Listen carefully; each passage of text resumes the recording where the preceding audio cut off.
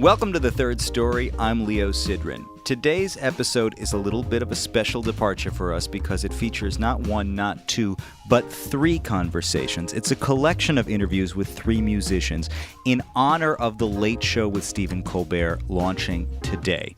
Here's why.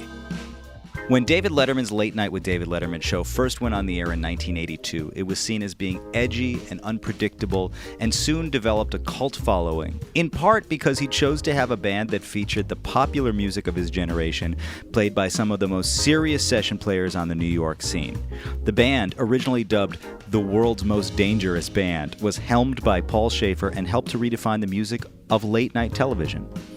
When Letterman retired 33 years later in early 2015, it marked the longest run for a late-night host and his band in American TV. Last year, my first episode of this podcast featured Will Lee, the bass player from that band.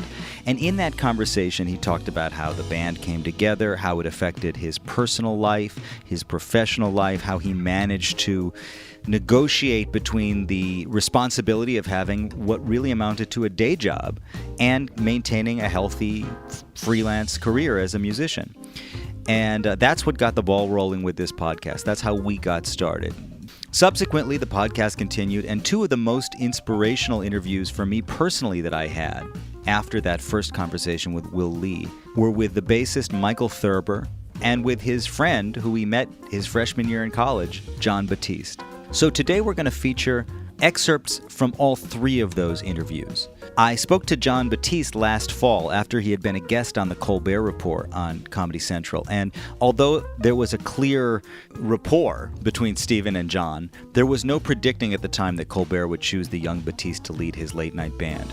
But life, like a great solo, is both unpredictable and inevitable, and today Colbert will launch his new show with Batiste as band leader. Each interview paints a picture of a life lived, a personal journey, and the search for the self. But taken as a whole, they illustrate the commonalities among all three men, both as players and as people. All three are extremely generous, open, candid, and enthusiastic people who have taken their own personal experiences and applied them to a more general philosophy about life. What's the takeaway? Well, one is that when you work on your craft, you're really working on yourself. It's not that art imitates life. It's that art is life. First up, Will Lee. I'm going to start with an excerpt from our original conversation and then play a follow-up phone call that I had with him last week where he talks about life after the David Letterman show. So I invite you now to just keep listening, sit back and enjoy, and I'll check back with you in a little while. My dad had been a trumpet player before he was a pianist. He had to stop playing because he got tuberculosis as a teenager. So he stopped playing trumpet, changed to piano, but he sort of like thought he saw a glimmer of interest in his son's eyes to play trumpet. He was wrong. But we did anyway. We sat down, he gave us some home lessons, and that sort of got us into the basics of reading, which was enough to allow me to enter into junior high school and get into the band as a trumpet player. So I had a little bit going on there, and I was kind of always first chair, but it wasn't really that demanding. It wasn't, there was no, I never learned how to improvise. On the trumpet? I could only read. Because, I was another one of those guys who had a little bit of natural something but didn't practice. Otherwise, I probably would have been, Joe Bebop or something. Sure. Were you playing guitar also at that age, or were you really just playing trumpet? Just started out with just trumpet for a while. The guitar, the bass thing came in later after, kids started forming bands, kids that had been influenced by this Beatles movement, by the whole change of pop music and fashion by those four guys. When the British invasion happened, the music merchandisers had field day because they were selling all kinds of guitars and drums. And bass at the time was still a really young instrument, electric bass. And a lot of kids our age, 11 years old, did not know what to do with the bass, and they would have been just as happy to pick up a tennis racket and pretend, that kind of mentality. So if they had any guitar chops at all, they were pretty standouts. But forget about finding a bass player at that age because no kids were doing that. So our band, in which I was the drummer, started to feel the need to get a more professional, if you will, sound. So we thought, okay, we got to get us a bass player. And since there was nobody around, I just said, let's get a drummer.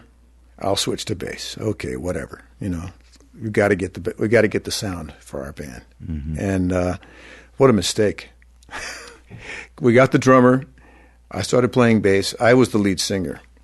I didn't realize how hard it was going to be to do that and play bass. Mm-hmm. But there I was with the bass. We had a gig. The drummer's father got us the gig. We couldn't fire him. Of course not. He wasn't bad or anything. It was just like, I just thought, oh man, what have I done? Getting off the drum kit and trying to play this bass while I'm singing, Mm-hmm. But it was kind of too late, so we had to do the gig, and I had to really sort of shed and get it together. So actually playing bass and singing kind of came together simultaneously for you. Well, it's funny because every time you learn a new piece of music, playing and singing, it's like starting back at the beginning again. You got to start from either learning the bass part so that you can be free to sing, and that's really what I do. That's how I approach it. I try to get that stuff under my fingers so that I can deliver the message of the song. Because you can't really give, 50. You can't cheat the math of giving more than 100% of yourself. So right. There's only 100% to give, no matter how much we want. So you have to figure out where you're going to economize. I mean, I think you're a pretty enthusiastic guy in general. I'm excited about the project. Yes. You show up and you're excited about it. I think that when I'm on a gig, this is the place to be. I've always felt that way. And that's transmitted, I'm sure. I think it is. And it's genuine. I really do feel that way. I've been surrounded by guys, I would be doing a $35 club date sort of big band where guys, had to drive 11, 12 hours to Canada and make $35, and just the whole car full of guys would just be so dark and angry. And when I got there, the whole ride, I couldn't wait to get there. And when I get there, I felt like, man, I am making music with a bunch of great players, and I'm going to make it swing like nobody's business. And this is great. This is fun. This is killing. This is the place to be. Yeah. I always felt that way.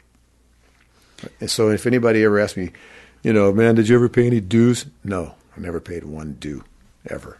Because you loved it. All good, yeah. So in addition to the fact that you have one of the most impressive discographies I think anybody could have, you, for the last 30 years, have done it with a kind of day job. That's true for these last 30 years, yeah. There's been the Letterman show always going on. And, some producers would have patience for a guy who leaves in the middle of the session to go do something for 3 hours and then come back, and Arif was great about that. Arif Mardin was really patient about that for a few years.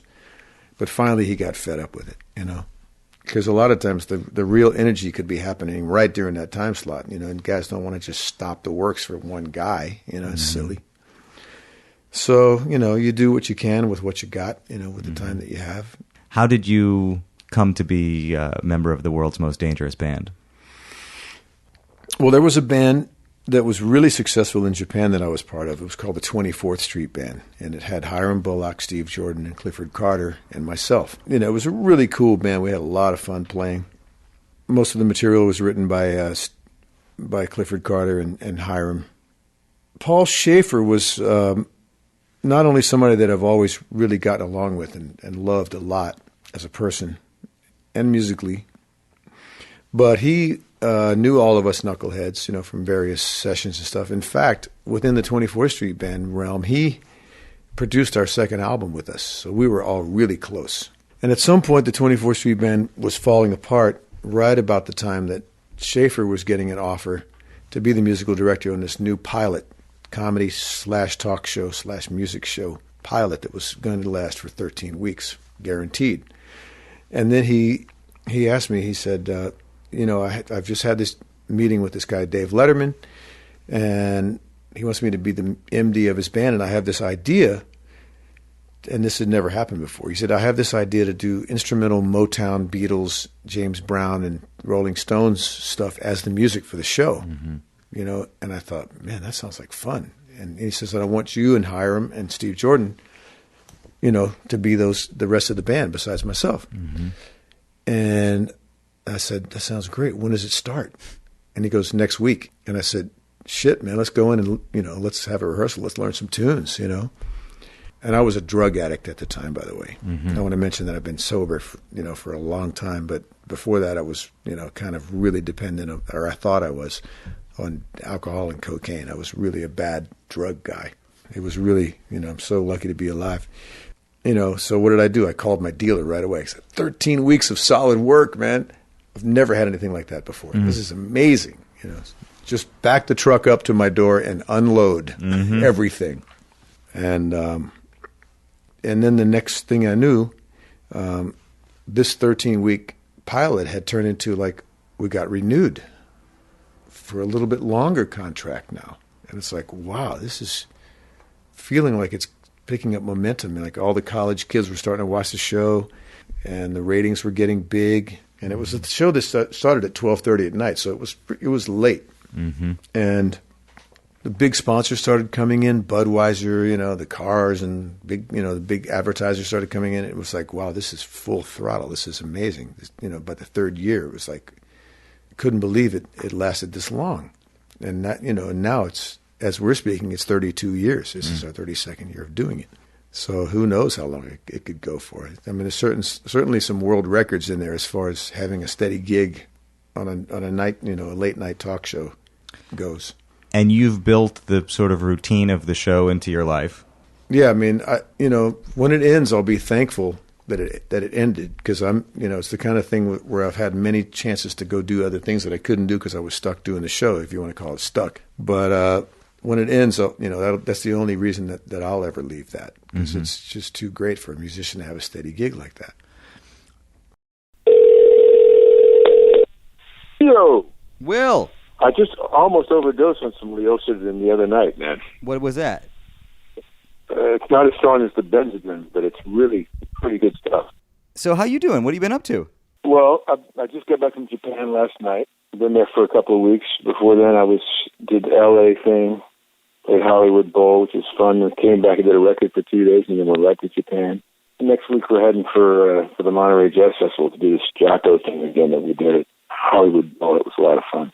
So in general, how is life different now? Well, man, I have to say that, because of a free week all week long, things like this Jocko thing and things like going to Japan so freely and the Monterey Jazz Festival, those things wouldn't have been possible. What was it like immediately after the show went off the air? Did you wake up in the morning and ask yourself, what are you supposed to do today? No, the funny thing is that's kind of what I expected. In fact, I expected it to happen after about 2 or 3 weeks, because we had vacations at work. Yeah. 2 weeks long. But coming right out of it, I think that there had been so much of a wonderfully fair warning, by means of Letterman telling us like a year ago that the show was going to end, that I had plenty of time to anticipate all these feelings and all these sort of plans and non-plans and whatever. But by the time it finally hit, I was completely ready, and I felt like after 33 years, that's enough, Yeah. And I'm ready for a different kind of schedule. And lucky for me, man, because of the so-called studio days, I've been thrown into this crazy schedule situation now that if I hadn't had that, I probably wouldn't know how to deal with it if I hadn't had it in the past. So, yeah, it's a groove, man. It's really fun. It's so varied, I'm getting to do all these amazing things now. So it's actually more reminiscent of your life before the show. It is, because before the show, it was just chaos all the time. But during the show, it was like, okay, chaos in the morning, then this oasis called the Letterman Show, and then chaos in the evening. But now it's just straight chaos all the time. I have to tell you that being in Japan and having a little time off there once in a while gave me the great luxurious opportunity to dig a lot of your podcasts. The Third Story has been my constant companion, man. It's really great. I just love this. I can't get enough. I love it. Well, you make me so happy, and you were number one. It started with you and me. It started just like this. I know, and you can only go up from there. I loved Adam Dorn's. I loved Matt Pearson's and Gil Goldstein's and Joe Lowry. I got a chance to listen to Jon Batiste and Michael Thurber's.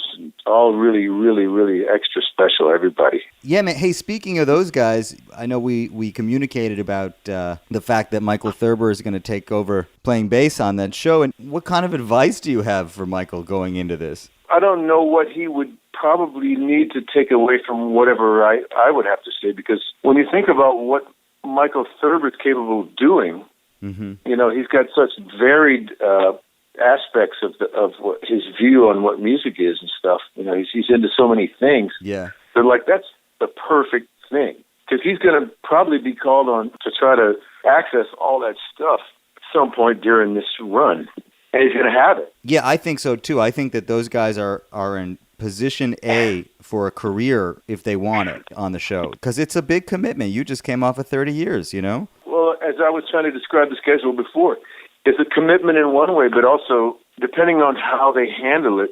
You know, Schaefer was so great to have us come in like for 2.5 hours from the moment we walked into the moment we walked out the door of the day, that if they have that much luxury where the band leader, you know, does all that sort of heavy lifting, Yeah. then the other guys pretty much have all this free time. They just have to be in town. They don't have free time to gallivant around the world, but they have time to, you know, to do a million things while they're doing that show, which I was always doing. So it's pretty great if it's handled that in that way. So what do you think, you know, what do you hope for the next handful of years for yourself? Well, I love doing a million things. You know, I don't really ever romanticize or fantasize about being a guy who was living in a bus. Yeah. And doing that kind of thing, unless it's a really amazing, you know, stupidly happening gig. But just that kind of schlep has never appealed to me too much. But I love the idea of becoming more available, and you wouldn't believe how many people are calling me to work, and I'm loving this. Yeah. The door's way more open than it has been for decades for me, so this is really cool. And I'm grooving, man. I'm loving everything. This challenge of getting this Jocko music together for these performances on the West Coast, it was such a trip. I mean, because I get out to the Hollywood Bowl, and there's Herbie, and there's Wayne, and there's Manolo, and there's Erskine, and there's Alex Acuna, and it's just like heaven, man. I've really been working hard to get there, too. Working hard, doing my homework. What exactly did you have to do? Well, you know, basically just learn a lot of Jocko stuff and you know, pick up on soloing on a few changes, like Havana and these different things. I mean, the music is Vince Mendoza's, like, sort of tribute. It's focused more on Jocko's writing, but, you know, there's a lot going on there. How do you approach playing, you know, the music of Jocko? Because obviously his sound is so distinctive and his approach is so distinctive. You know, you have your own approach. How do you apply your own approach to something that's so specific? Well, I try to do it as respectfully as possible, you know, because nobody's going to be Jocko, so that's easy to accept right off the bat. Plus, I knew him and loved him, and I'm sitting in a context of guys who were really there with him, you know. So about Wayne, Manolo, Alex Acuna, and Erskine, and Bob Mincer, you know, is also part of the big band. And you know, if you're talking about these kind of guys, you can't really be messing around because they were there. They were so in it, you know. Especially Erskine, I think, more than any of the guys we're talking about. But yeah. Erskine didn't miss a beat. You can see that Erskine is just on top of it as Jocko is, and that's hard to do because Jocko is so unpredictable. Do you try to be a little bit unpredictable? Well, it doesn't matter. I mean, if I am, I am. If I'm not, I'm not. Erskine's completely there no matter what. Yeah. Because he's totally in charge of that music.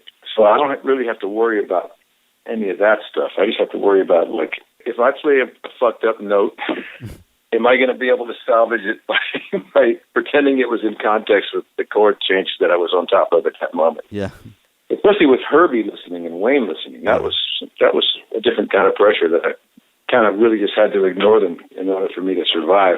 It's so interesting when you talk about that and talk like that because, you know, you've had a gig in the last 30 years where you were seen by so many people and heard by so many people, yet we always have our heroes. Those are the people we care about, what they, you know, impressing or that make us think twice before we play. Well, you know, Herbie's on a level of musicianship that I've never experienced with anybody. When he starts to play, I really have to focus on my role, or else I'm going to get transported to this place, and I'm going to not even know where I am on the chart anymore because he's so unbelievable. I remember a time we were doing Carnegie Hall, doing one of Sting's Rainforest benefits, and Herbie was a guest. I think we were playing on like one chord or something. It was like Come Together or something. Yeah. And then It's one chord, and I got lost in the chart because I was listening to him. Big mistake. This guy has a way of twisting harmony around, man. It's just like, where am I? Well, Will, man, thanks for taking a minute and filling me in on your life today. I'm so happy to hear about it, and I can't wait to hook up with you when I get back to town. That was Will Lee on his past, present, and future, and on getting lost in a one-chord vamp with Herbie Hancock. If you're enjoying this podcast, I encourage you to go to iTunes right now and leave a review, even if you don't usually listen with iTunes. It helps to get the word out in the iTunes universe about this podcast. Next up, my conversation with Michael Thurber, sometimes known as Michael T. He's a fantastic bass player, and lately he's been focused on composition. He's written quite a few pieces for theater. He's also written concertos. But today he finds himself back behind the bass, playing in the band of The Late Show. First, I'm going to start with our conversation from earlier in the year, where he talks about his development, where he came from, and how he guided himself into a career in music. You can feel from the stories that he tells, even from when he was a young man, about how self-directed he was and how it really was kind of a calling for him. Then I'll play you a conversation I had with him just this morning while he was driving in the car, talking about how he feels about the show and the experience so far of rehearsing and getting ready for the show. Even the way he's approaching this experience, you can tell, is introspective and very personal. I think he shared some real feeling about what he's going through. It's an interesting moment to talk to him. My biggest musical influence was my brother. I have an older brother who's 3.5 years older, and he somehow, like magically, man, because now with the internet, you take it for granted because it's like you can look up anything and you can find anything. But this was in like the mid to late 90s, and my brother knew about everything. Like I was 12 years old in Indiana, and my brother was like, you should check out Miles Davis Kind of Blue. It's like, what? Like, how did he even know about that, you know? But he was on like the early side of the internet. So whatever blogs did exist at that time, he was all about them. And he subscribed to magazines, like zines were like a thing. And he was like really involved in the skateboard culture, which has a really great taste in music, actually. And so in all the videos that would come out in all the magazines, there's always be, you know, great like Otis Redding music, or like Madlib, like a, you know, hip hop artist that would sample all of this great jazz. And like through that, he would discover like, oh, the sample from that song is actually like a Herbie Hancock sample or something. And so then he would go and explore all of that. And I was basically like a sponge that would just take all that stuff in. Anything he said I should listen to, I would listen to. And did you pick up the bass originally, or did you start with a different instrument first? I started with bass, which is so funny, man, because most people started on bass guitar, or they were drummers or guitar players or piano players, and then they wind up landing on bass as like a compromise. Somebody in the band is like, oh, I don't want to play bass. And so some guy ends up like filling in for him. But for me, I started right away on upright bass. It was at Choose Your Own Instrument Day. So it was like 6th grade. They have the day where like all of the instruments are out and you can just show up and you can pick whatever you want. And they had a bass there. And I was like, fuck yeah. I don't even know why I was into it, but I was like, yeah, I'm going to do that one. Before that, I had played guitar and drums and piano and stuff, but just like listening to stuff that was on the radio, like learning hip hop songs and learning alternative rock was big at that time. So I knew all the Nirvana songs, all the Green Day songs, stuff on the radio. So, I mean, I was always into picking stuff up, but I got to a point where I wanted to learn more about music, and the only access that I had was at public school orchestra, like classical music. So that was really how I got into classical music. Like before that, I have memories of like my dad playing Mozart and stuff in the house, but he was by no means a classical music buff. I mean, he played just as much Michael Jackson and Stevie Wonder and Eric Clapton and stuff as he did anything else. But I wanted to get serious about music, and the only way to do it in Indiana was through the public school orchestra. And so I was like, well, if this is the way to do it, then I want to study classical music. I remember right away, like the first month of orchestra, I came home and I told my parents, I was like, I'm going to be a professional musician. And I was 12 or 13. And that was where I started to learn about learning. Like that was the first place that I felt super, super activated. You know, like my brain really was like firing on all cylinders. And I was really excited about whatever anybody would say. Not just the teacher, but like other students too. If they said anything about what it was like to play or the experience that we had playing or what it was playing their instrument, I was always just super interested in that. I didn't have the discipline really yet. I knew I wanted to be a professional musician, but I didn't know what that actually would take. I figured that out a few years later. By the time I was 15, that was when I was like doing like 8 hours a day type of stuff. I dropped out of high school. I was in public high school. I did my freshman year. I was just like, this is miserable because I was in a public school. There's like 3,000 kids in the school. And I was just like, I'm here for 8 hours a day and I'm not learning anything and I don't like it.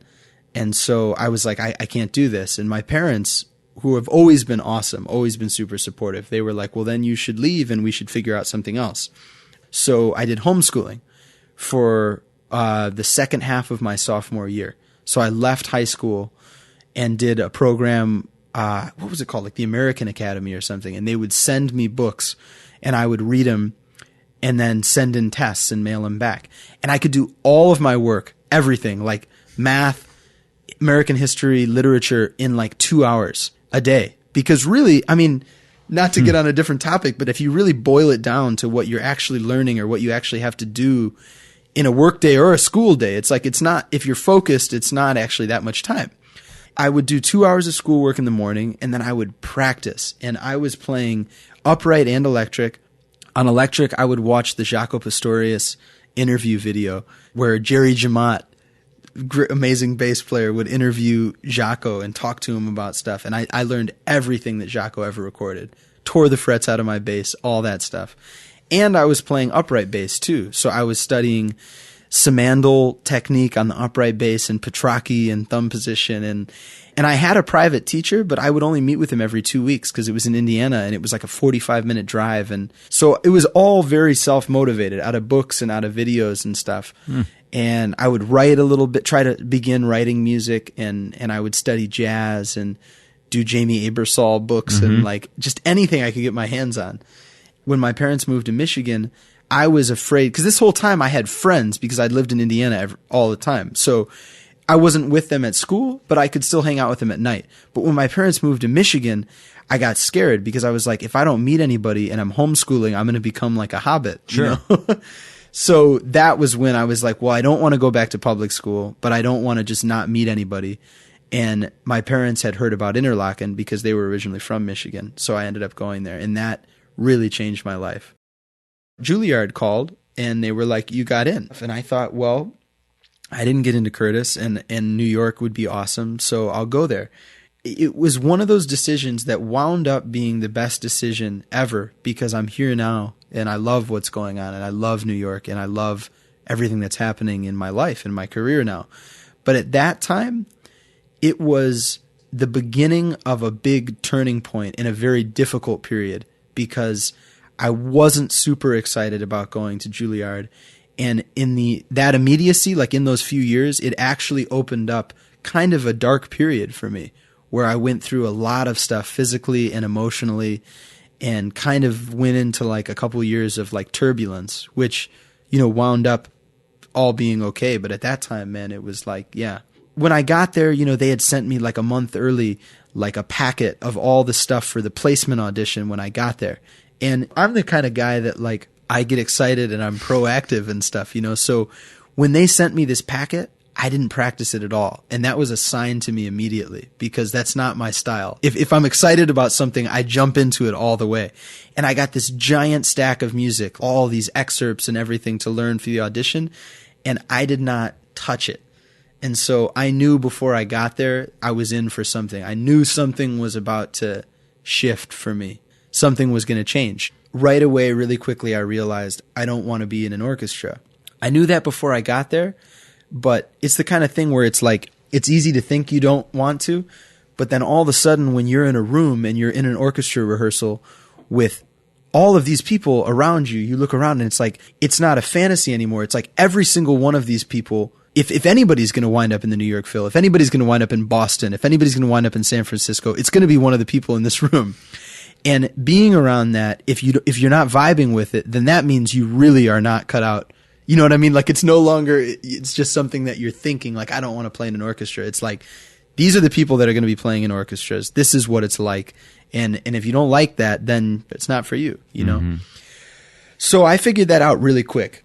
And I had like a freshman year where it was a big existential crisis. I was like, man, what is even classical? I was thinking about all of these big things that I think anybody that has a background in classical music or jazz in my generation thinks about. It's something that I believe actually marks our generation, which is you have this knowledge of a vast knowledge of Western music, you know, but you live in 2014 and there's all this stuff going on in the business and all this stuff going on creatively, you know, advances in all this technology and everything. But you're sitting there and you hear all this and you love everything that's happening right now because it's you and it's your generation. But you've got this giant catalog of all of this music in your head that for whatever reason, your life wound you into this position where you've studied all this stuff. So it's like, well, what the hell do I do with all of this, you know? And what does it mean to me? And what does it mean to me? Exactly.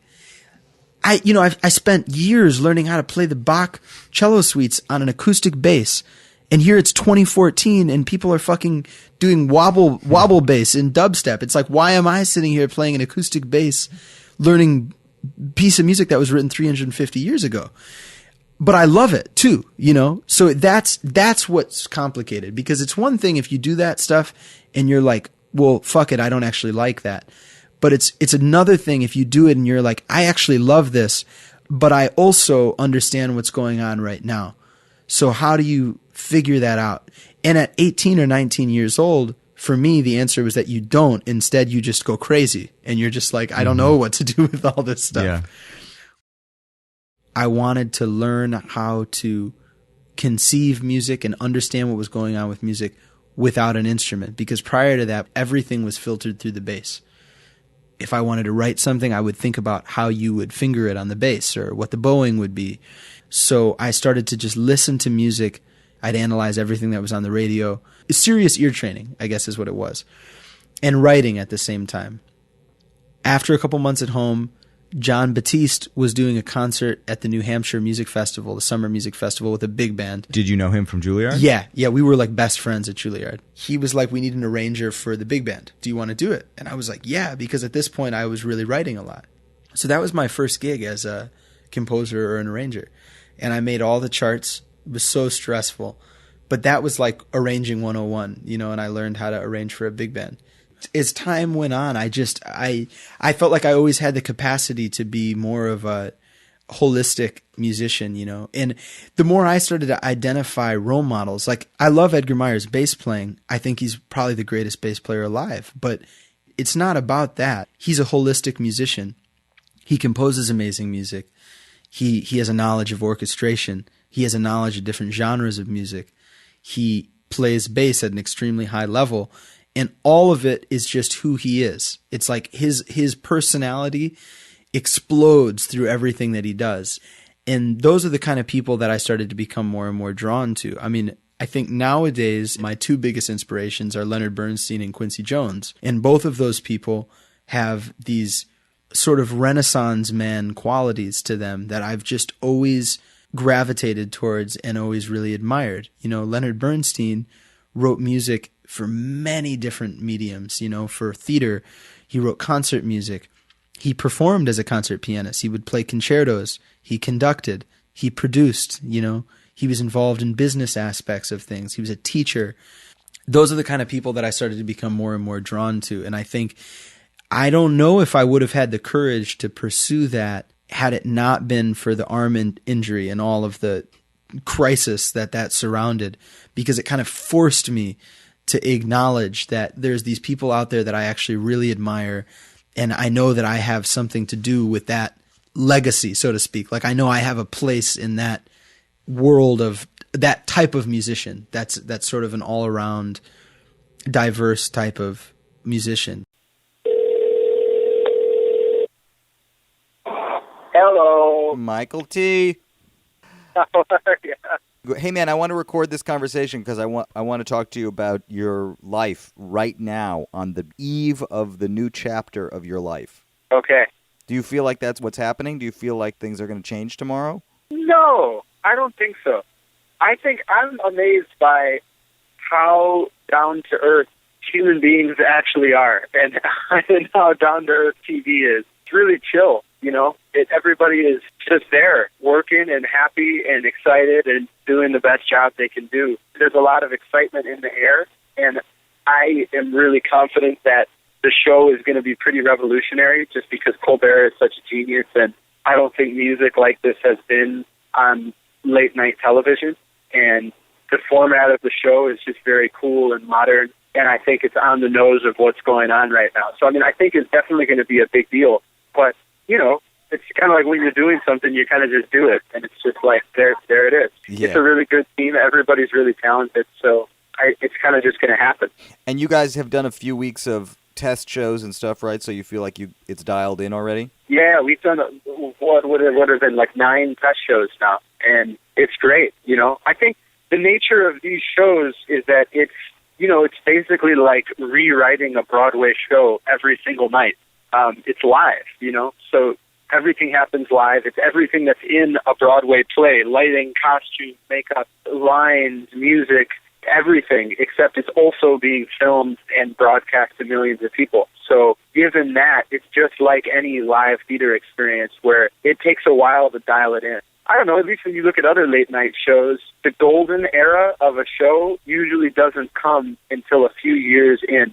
You know what I mean? Yeah. Like Fallon, people still think of Fallon as new, but he's already been out for 5 years, you know? And so it's like, I think the show is going to be awesome right off the bat, don't get me wrong. But I think just because you start airing doesn't mean that you're like there. I mean, I think it's still going to take a number of months to dial it in and really get it going, you know? The comparison to theater is an interesting one, especially coming from you, because you've really been throwing yourself into the world of theater lately. Do you get a different feeling knowing that it is theater, but it's going to happen once, and then tomorrow you have to do it all over again? Does it give you a different sense of freedom in terms of what you can do, as opposed to writing a piece of music or theater that sort of has to exist permanently always as the same thing in the future? Yeah, I think it's double-sided, though. That's a really interesting thing to think about, because I think on one hand, the nature of any performance is that it's time and place. You know, you do it, and even if you play the same piece of music again, it's never going to be like it was when you play it at that exact moment. So in that way, I think it's like any other performance. The thing that's different is that, you know, it's very set. The format of the show is very set, and while anything can happen because it's a live performance, and there's all sorts of spontaneous, funny moments, especially with somebody like Colbert, who's such a genius. While that's true, it's still set, you know? There's always going to be an opening monologue. There's always going to be a segment about this. There's always going to be a segment about that. There's always going to be guests. It's a late-night TV format, and so you don't really recreate the wheel every night necessarily. So it's kind of an amazing hybrid. You know, I've always loved theater because it's like three-dimensional storytelling. Like, there's no other art form that brings together word and music and acting and staging all at one time. But I'm learning that a late-night TV show, I think one of the reasons why it's such a historical thing is that it really is on that level of creation. It's so different than a sitcom or something, you know. It's because it's all live, and because there is a structured format, but you still have to be creative and spontaneous within that. So it's really interesting to see it happen, and it's really interesting to be a part of it. And again, it's the most exciting because Colbert is just so phenomenally brilliant. I mean, you've been around from the time you were really young, a number of tremendously talented, creative, inspiring people, and you are one in your own right. So to hear you talk about how talented he is and how inspirational it is to you gives me a sense that this must be some next level shit.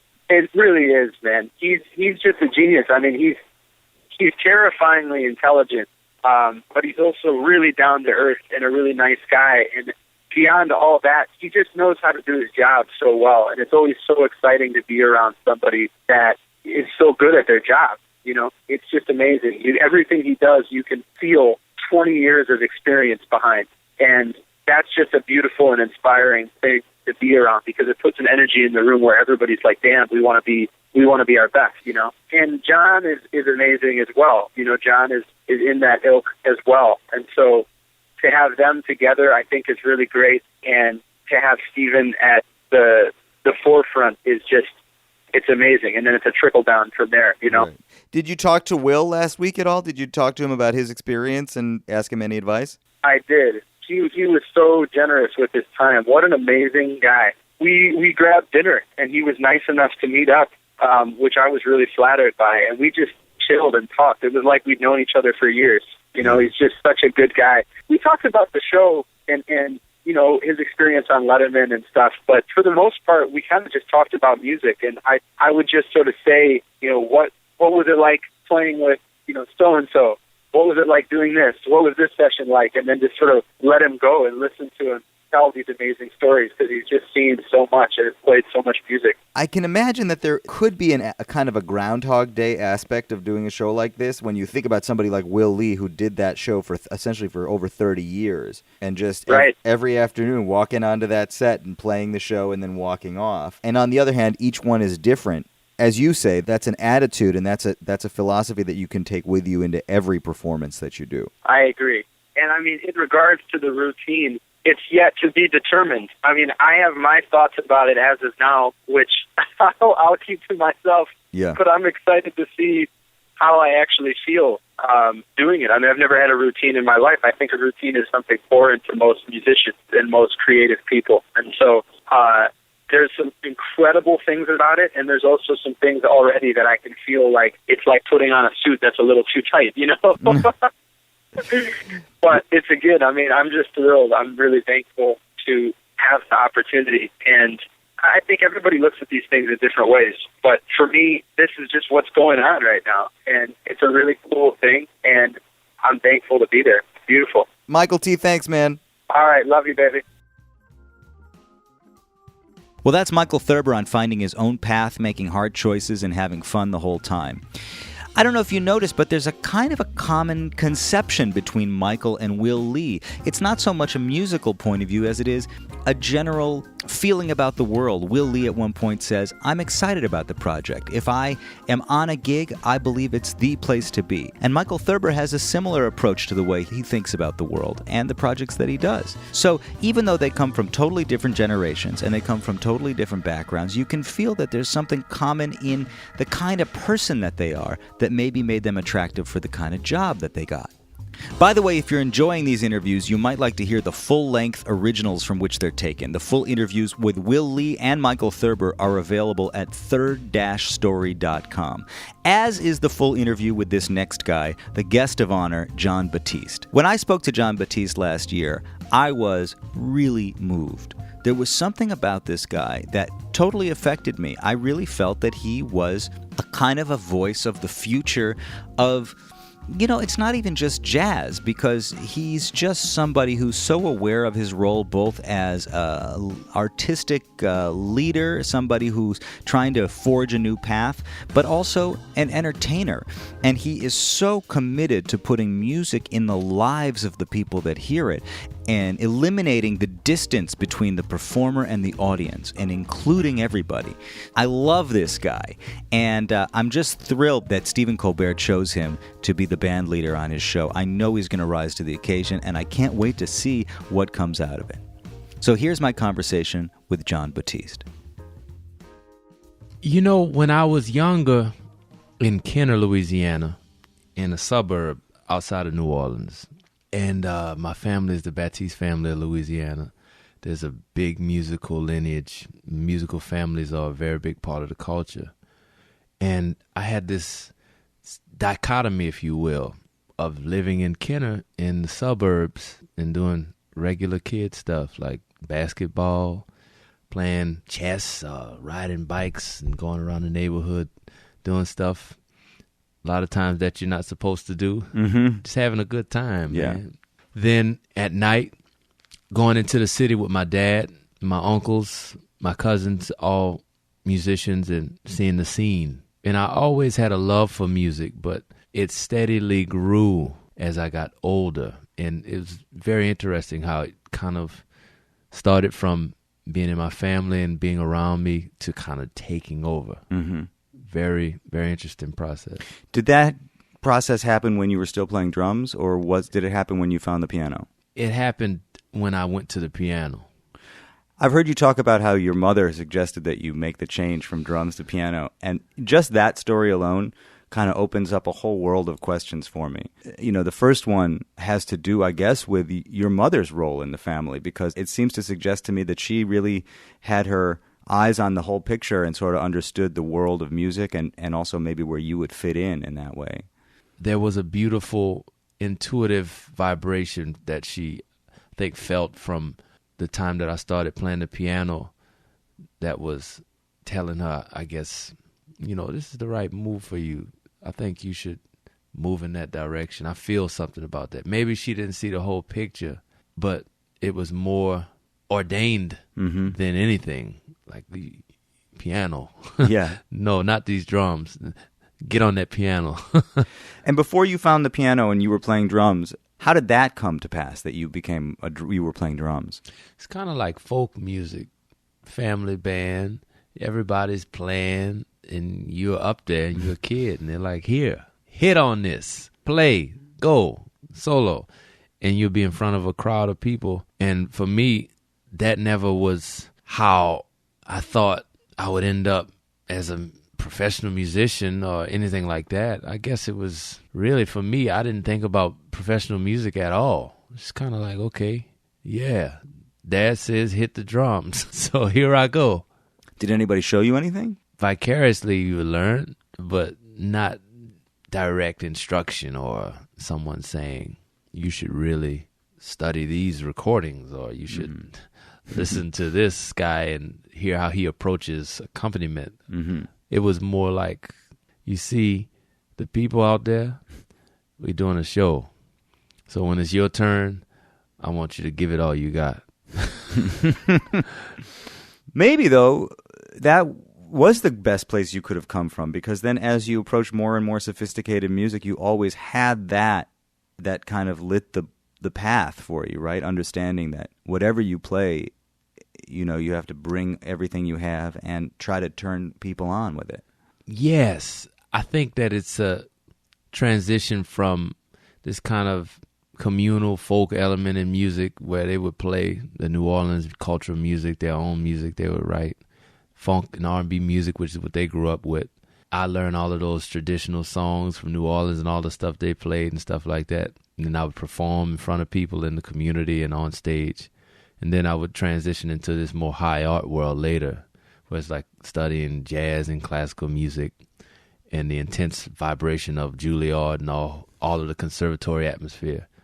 And then I think putting those two together and now coming into the commerce side of things, which is popular music, and making those three things collide, art, high art world, folk music and that upbringing, and popular music. It's kind of where I'm at now. Yeah. Well, let's talk about how you got there. You made the switch to piano. How old were you? I was 11, and that was about the time that I also started studying classical piano lesson every Sunday. There was a private teacher named Miss Clara who she taught piano lessons on an upright piano in her house, in her living room. And she was also the piano player in the church. So they were like, can you teach Jon the piano? He's starting to play. And I would study classical piano lessons with Miss Clara every Sunday. And then I had a band with my cousins who, they were older than me. They, at the time, were both drummers, and I was also just starting to play piano. They were super talented, so one of my cousins decides, well, if we're going to start a band, I should learn something else. So he learns the bass, and he's playing the bass, I'm playing piano, and my other cousin is playing drums, and that was the band. So I was learning music, writing music with them very early. And we'd learn video game music and play in that band. Super Mario? Even later, like Street Fighter. Street Fighter Alpha. You remember how there was a series Street Fighter 2, and then Capcom kept putting it out until PlayStation came out, and then it turned to Street Fighter Alpha. And we really loved the music from Street Fighter Alpha. And Sonic the Hedgehog, because that was when Sega Genesis had just come out. So that's what you were digging. That's the music it was really hitting you. We were really moved more than anything in that band by video game music. And Sonic the Hedgehog and Street Fighter were the two top choices. And, I didn't play piano then. I was a keyboard player. Mm-hmm. It was no piano. I didn't own a piano in my house until I was in high school, like 11th grade or something like that. So how do you draw the distinction between being a keyboard player and a piano? What's the difference? It's extremely different. Keyboard is another instrument to me. It's like just being electric. It makes it sit in the music in a really different way. Mm-hmm. It's not a percussion instrument. That's the main underlying character of it that I find different. Mm-hmm. Keyboard isn't percussion, whereas the piano, by the nature of the hammers hitting the strings, it resonates in the air differently, and it affects the band differently. It makes me wonder if actually later on when you sort of discovered the melodica, maybe part of what allowed you to have a deeper understanding of the fact that it's a real instrument, a lot of people don't think it's a real serious instrument, was that you kind of understood that it's not a piano and it's not supposed to be a piano and it has its own function. Yeah, that's a really insightful point, Leo, because that's exactly how I feel about the melodica, and also how I feel when I think back on what did I do to incorporate the melodica. When I think back on that, it was about not looking at it like a piano. That was actually the first step. Before anything, Mm-hmm. it was, this is not a piano. That's very insightful, man. I've heard people talk about how the New Orleans community is really actually very supportive and inclusive scene. I think that the New Orleans music scene is super supportive. I think it's inclusive, and at the same time, I think there's something specific about the scene that, for better or for worse, stops it from changing. Mm-hmm. You could say that, hey, man, the scene is stagnant. There's not any development. It's one thing, and that's it. Or you could say, this is the only place in the world where Right. you can experience this. It's authentic, and it's real. And young people are coming up in it every generation, and they're coming out with their own thing. And for me, the scene is what it is. And you take from the scene what value you can, and you move to somewhere else if you want. Mm-hmm. You take it to some other place if you want. And for me, that's what I did. Yeah. I think I learned a lot from it, and I think at a certain point, moving to New York was a decision both to study and also to experience new things. When I got into this musical dogma of you have to do this, you have to be this, you have to figure that out, it was confusing, but at the same time, I had this really strong root. So I sorted that out. It was a lot of tumult, but Mm-hmm. I was very, very fortunate, because a lot of people, I think, start in music like that. With the dogma. Yeah. And then they have to figure out Have to later figure on. out later. Trust me, there's a lot that can be learned from both, but at the end of the day, I'd rather be on this side of the fence. Yeah. Everyone has a concept. Everyone has a view. Their point of view is valid just like yours is. To say one is more valid is where it comes into play. Mm-hmm. You have this early experience of learning from a lot of really talented and great musical voices who have a strong perspective on things. And you are a young talent, and your perspective isn't defined at all yet, or it's in flux. Mm-hmm. Every week you change Yeah. what you think about music and how you want to approach it. So what ends up happening is you start to think that your point of view in its undeveloped infancy is not as valid as what maybe this guy is telling you who is great and has respect, or this guy is telling you who is your instructor, and you really want to listen to it because he's your instructor. And I think that over time, you realize that people have their own human stuff too that they're dealing with, their own baggage, if you will. And that kind of stuff sometimes is what the influence of their perspective is coming from, more so than purely musical intent. Mm-hmm. So you say that you kind of struggled at first to find your place. One thing I've noticed is that you've had like a really long-standing relationship with people like Joe Saylor and some other musicians that it seems like you found pretty soon after you moved here. How long did it take you to kind of find your scene or your community? I'm a intuitive kind of person. Just like my mother, I like to, I think I take that from her.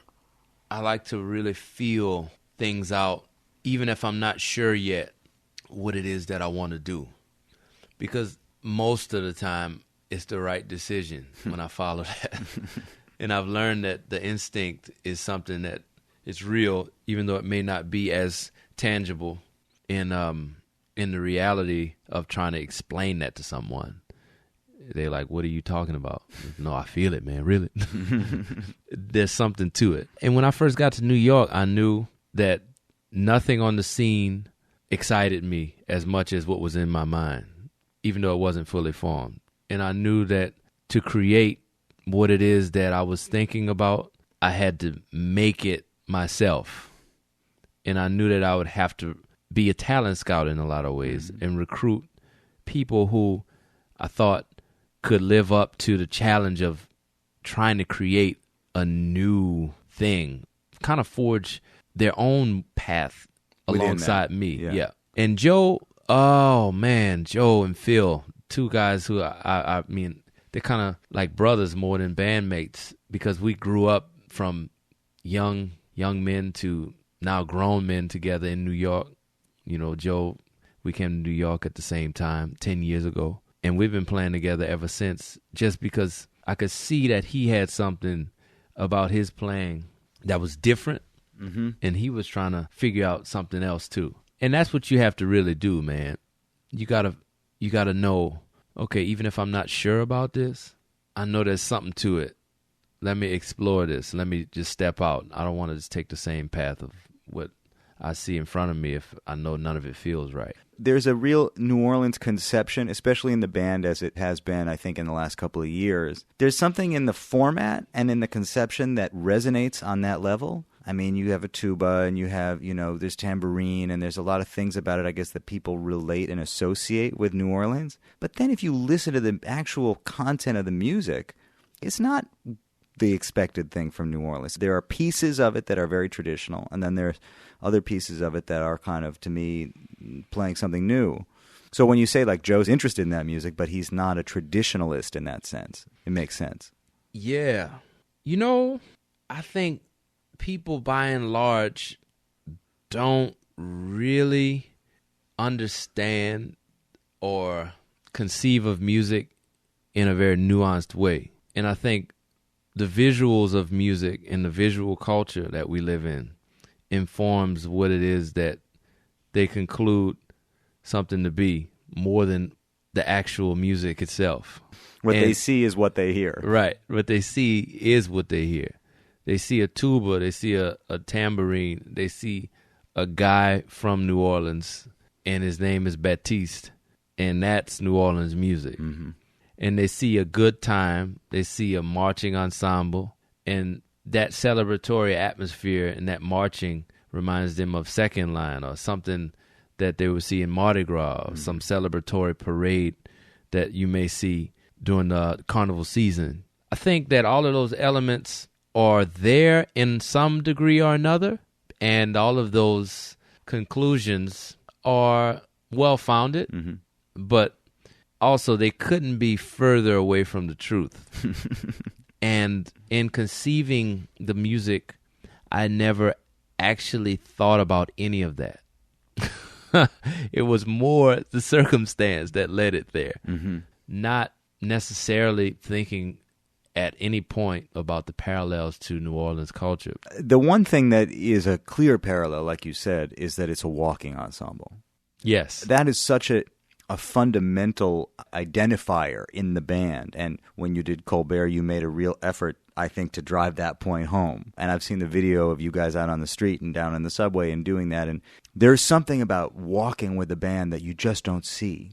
And we, of course, we associate it with New Orleans, but it's a very powerful statement. And it does seem to me that that is something that you took from, whether or not it was conscious, from your early days seeing it in New Orleans. Well, that's the thing. I'd never seen a second line in New Orleans growing up.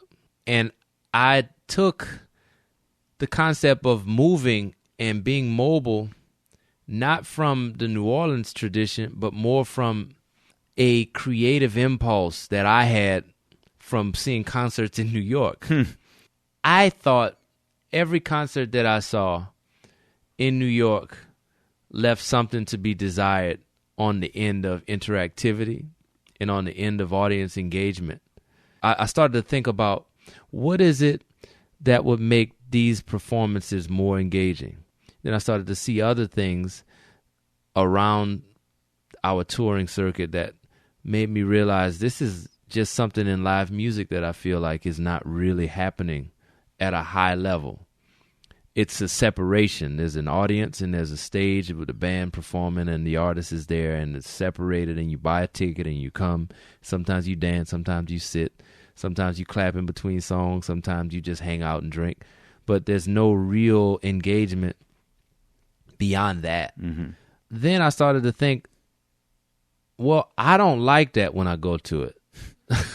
As a musician and as a live performer, I like it when I feel like I'm a part of it, but I've never really felt that except for when I'm playing.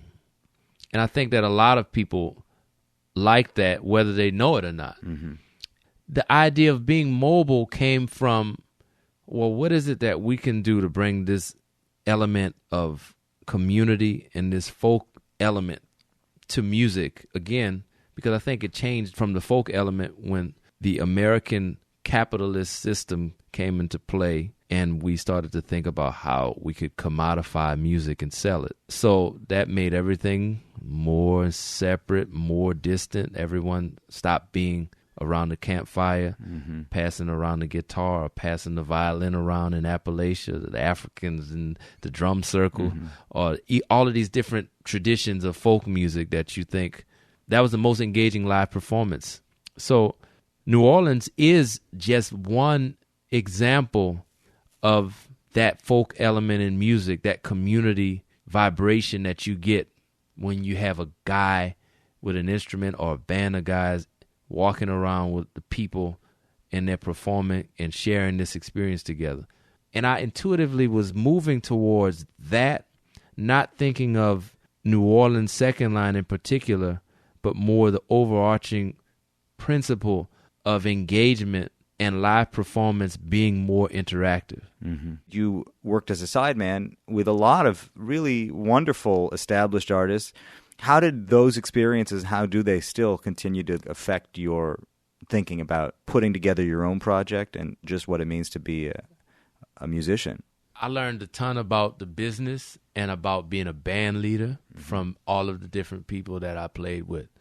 I had the good fortune of playing with many of the bands that you probably read about or heard about for a number of years at a time. Roy Hargrove's band, I played with him in 3 of his different bands for 4 years straight, 3.5 years of playing with Roy. In 4 years, I played in Cassandra Wilson's bands. I played with Wynton Marsalis for a number of years and still have different collaborations with him in Jazz at Lincoln Center. I played in Abby Lincoln's band for a year when I was 17, which was the beginning of that and which led to many of the other sideman things that I did over the years in the jazz world. The things that I learned, I kind of take and compile my own identity as a band leader from the different experiences, in particular from Roy, Cassandra, and Wynton, who are 3 very different people, 3 very different musical personalities, and 3 very different band leaders. What are some of the distinctions between the way they lead a band? Cassandra Wilson is extremely free, doesn't like to give the band members any instruction about what to play, and is very, I guess you can say, drawn to creating an image and an atmosphere for the listener. So she'll say, this is like the harvest moon, or this is like running water, or we want the spirits to be evoked through this song. Many amazing things that she gives you to kind of run with. And that creates a very particular kind of sound with the band, and depending on who you pick and how you put them together, it's a really amazing thing. It was fun and exploratory for me, and it was tough but not in a way where when I played with Wynton's band, for instance, it was a much different experience because he has a very specific way that he has the musicians play. He has a very specific concept and is very meticulous and driven towards creating his vision of jazz, which has freedom within it. And it has a lot of freedom once you understand the lay of the land, so to speak. Figuring out how to speak in that language and how to be a part of his concept and build it up and have my own voice within that concept versus the freedom of going to create whatever I want based upon minimal instruction. Yeah. It's a concept, and it's amazing how formed and specific his vision is. Yeah. He knows exactly what he's trying to do and knows how it operates and can basically tell each musician what their role is within it. So from that, what did you take when you put your own band together then? One of the things that I took was a concept is a powerful thing. The other thing that I took is who you pick determines how the music will come across. And that will also determine the level of freedom within the concept you can give them. Ultimately, I thought about what you're trying to achieve musically is very much driven by who you are and who you choose to be your counterpart on the bandstand. And what I mean by that is you have this vision of what you're doing, but you can't do anything by yourself. So your vision ultimately comes out and you're trying to find faithful stewards to the vision because you're playing with other people. So as much of a concept that you can come up with, you put that out there, and what they do with it is what they do with it. I think that it's a turning point. Right now. And what it is that I want to do with music is to simply pinpoint this moment in time in a way that brings everybody into the same room around an experience. Every generation, every race, everybody into the same room. I just want to get everybody into the same room. And the experience that social music brings allows everybody to come into the same room. And then from there, because it feels so good, what happens, I think, will really change the world. There you have it. 3 wonderful people, musicians, thinkers, livers of life, and past or present members of the Late Show Band. This is the week when Jon Batiste and Michael Thurber take the stage and turn the page on a new chapter of late night music.